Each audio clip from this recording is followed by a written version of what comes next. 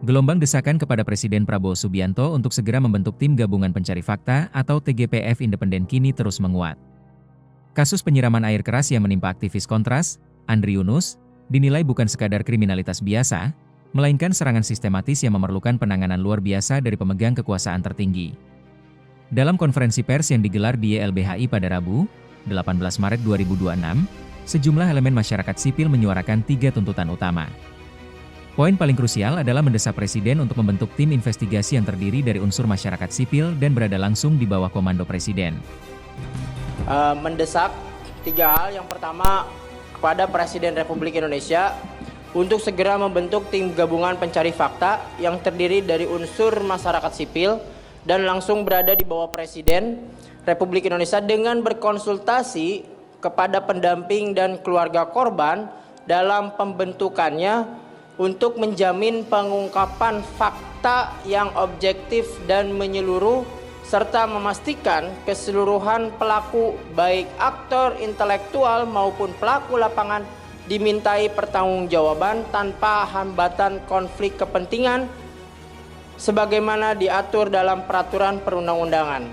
Pembentukan tim ini harus disertai dengan kewenangan yang berasal dari landasan hukum yang kuat dan jelas.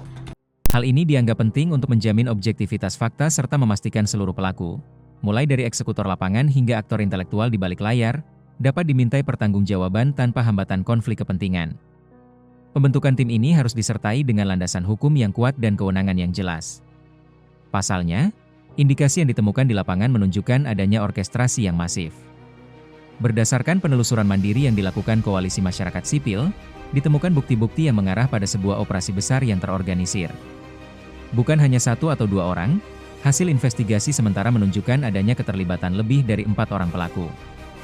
Mereka diduga berbagi peran, mulai dari melakukan pengintaian secara intensif hingga melakukan eksekusi penyiraman. Pola serangan yang rapi ini memperkuat dugaan bahwa ada kekuatan besar yang menggerakkan aksi tersebut dari balik bayang-bayang.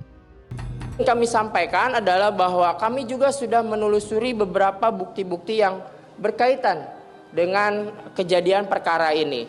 Nah, menurut penelusuran kami dari bukti-bukti itu yang kami lakukan secara mandiri, kami menemukan indikasi bahwa tindakan ini merupakan operasi besar yang secara sistematis dan terorganisir. Nah, ini indikasi tersebut berangkat dari hasil investigasi yang kami temukan ternyata bukan 4 orang pelaku baik yang melakukan pengintaian maupun yang melakukan eksekusi.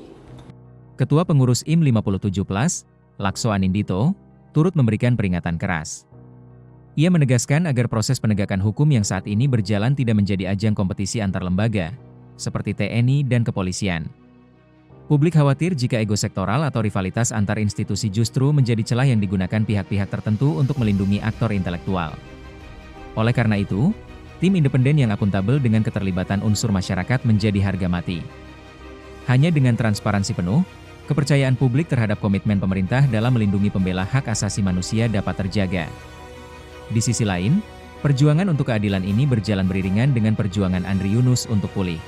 Jangan sampai proses penegakan hukum yang saat ini terjadi kompetisi antara TNI dengan kepolisian itu menjadi sarana atau celah untuk bisa melindungi pihak-pihak tertentu yang sebetulnya menjadi aktor intelektual dari terjadinya penyerangan terhadap Andri Yunus. Jadi tim ini haruslah bersifat independen dan harus di bawah Presiden langsung, dan tim ini harus akuntabel dengan adanya unsur masyarakat sipil terlibat di dalam proses investigasinya.